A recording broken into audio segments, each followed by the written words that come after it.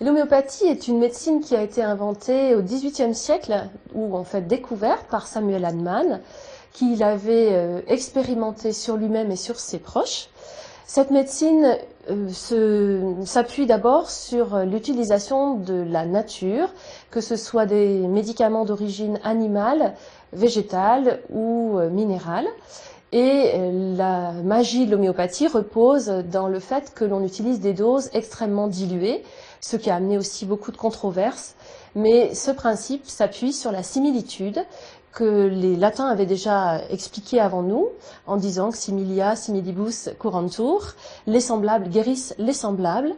Et il est possible d'utiliser en fait des médicaments un peu comme un antidote, un contrepoison. L'utilisation des petites dilutions, comme principe de base, la similitude peut s'expliquer comme si on agissait en donnant des doses antidotes par rapport à des effets déclenchés par une substance. Il est plus simple de prendre un exemple pratique.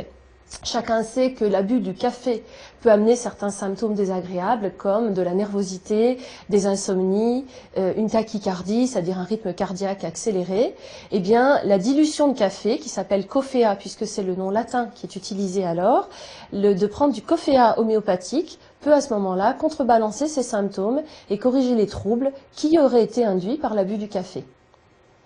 Donc les principes de l'homéopathie sont d'abord la similitude, l'utilisation des faibles dilutions en se basant uniquement sur des méthodes issues de la nature. Et ça, ce sont les principes qu'Hahnemann nous a donnés au XVIIIe siècle. On pourrait résumer l'homéopathie en disant qu'elle est une méthode naturelle qui va aider l'organisme à retrouver un équilibre de santé, sans avoir d'effets toxiques, puisque c'est souvent la difficulté pour les médicaments classiques que d'agir sans avoir de toxicité.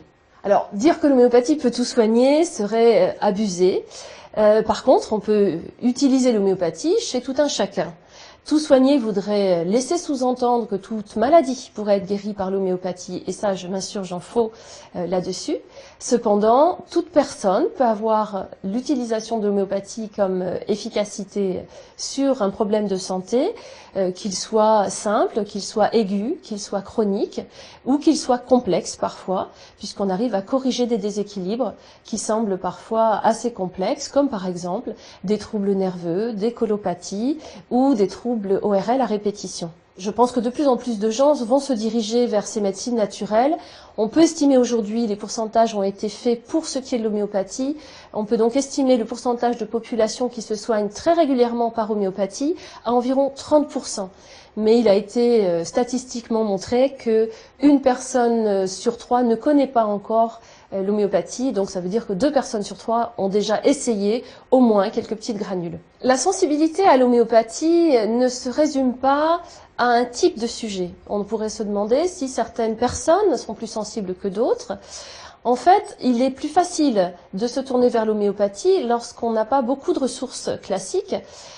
Et on voit souvent les enfants, les femmes enceintes recourir à l'homéopathie en première intention. De même, les personnes âgées qui ont une santé un peu plus fragile, qui se tournent de plus en plus vers des médecines plus naturelles. Mais on ne peut pas affirmer pour autant que ces personnes seront plus sensibles à l'homéopathie qu'à d'autres médecines. Mais il existe, on pourrait penser, des types extrêmement sensibles qui supportent mal certaines granules même homéopathiques. Et il existe des gens qui expliquent qu'ils ne ressentent rien après avoir pris de l'homéopathie. Donc, est-ce qu'on peut parler de sujets sensibles ? On pourrait utiliser ce terme. Je pense que peut-être parfois l'adéquation entre la prescription homéopathique et le sujet n'est pas forcément tout à fait adaptée. Ce qu'on peut conseiller aux gens qui se soignent par automédication, c'est de rester dans des usages simples qui ne risquent pas de déclencher des troubles et de préférer des dilutions assez basses.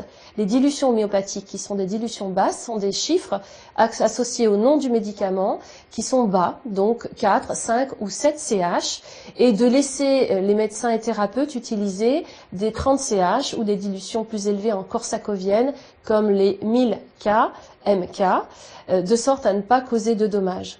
Donc les guides pratiques sont suffisamment simples et détaillés pour que les gens puissent se lancer tout doucement dans une automédication efficace. Si vous demandez aux patients qui utilisent l'homéopathie quels sont les médicaments qu'ils utilisent le plus souvent, eh bien, ils vont vous répondre, je pense, dans les 3 premiers, arnica, belladonna, chamomilla, peut-être dans ce désordre.